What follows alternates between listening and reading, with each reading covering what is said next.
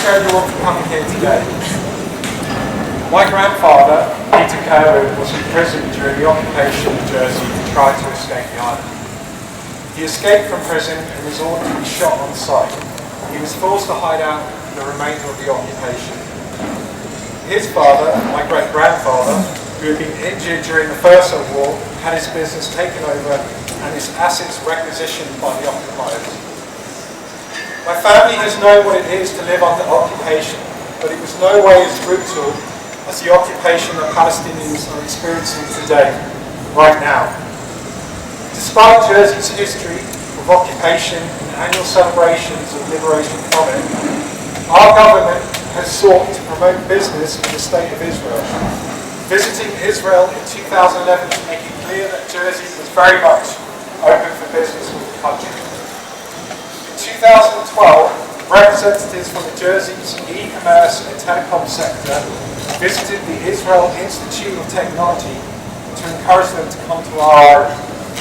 An institute that helped develop a remote control function on the bulldozers that have been used to demolish over 4,000 Palestinian homes and farms, and continues to be used to demolish their homes to this day. An institute that also partners with Elbit Systems, one of Israel's largest private weapons manufacturers, that creates the drones that are used in war crimes against Palestinian men, women and children, even now as I speak. War crimes that allow Elbit to use the term combat proven when selling its latest armed drones to foreign countries all over the world. In March 2013, Jersey again visited Israel to meet with senior Israeli government officials. This included, amongst discussions with the Ministry of Trade, Ministry of Foreign Affairs and Israel's Parliament, a meeting with Naomi Sir, the Deputy Mayor of Jerusalem, while East Jerusalem's current occupation being considered illegal under international law.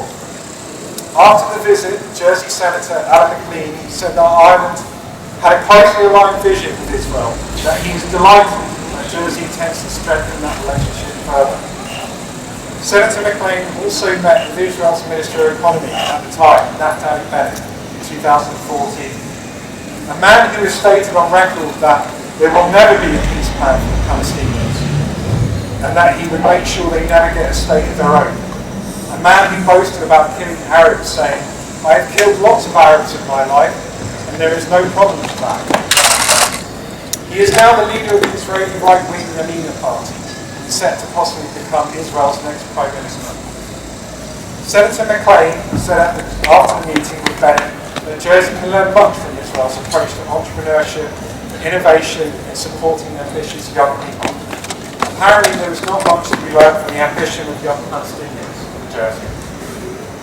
When Jersey's Chief Minister Ian Gorst in 2014 was asked about Israel's violations of international law, he responded that Jersey aligns itself with British foreign policy when it comes to Israel. An approach that he said seeks to promote security, prosperity and peace in the region through its partnership with Israel. Today this British partnership includes Britain selling arms worth hundreds of millions of pounds to Israel, conducting military exercises with the country, including its navy that enforces a blockade against the Palestinians, restricting their fishing rights, firing on and in some cases killing local fishermen, while also intercepting ships delivering humanitarian aid. Yet, we are supposed to believe this is a foreign policy that promotes security, prosperity and peace. Jersey recently only knows too well the importance of fishing rights, the freedom to control our own waters, but not just our own waters, our own land, our own homes, our own lives, and our own destinies, all of which are denied to the Palestinians. In August 2018, the Board of Deputies of British Jews directly lobbied our government to adopt the International Holocaust Remembrance Alliance working definition of anti-Semitism. Definition that conflated any criticism of Israel's prolonged policies of occupation, dispossession, segregation and discrimination on the grounds of race as anti-Semitic. Following that lobbying, our government adopted that definition. An island that was lived under occupation had moved to stifle the freedom of its own people to speak out against the occupation of another people. Nelson Mandela once said, "We know too well that our freedom is incomplete without the freedom of the Palestinians." If we, as an island, cannot make our own foreign policy decisions, then what freedom do we really have? If we cannot speak out and condemn this brutal occupation at this time, then what importance does our own occupation and liberation really need?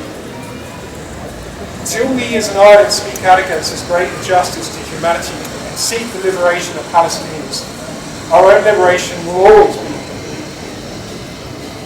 So on this day of great catastrophe for the Palestinian people, we stand here together as true believers in justice, peace and equality, and say to them that you are not alone. You have our support, you have our solidarity.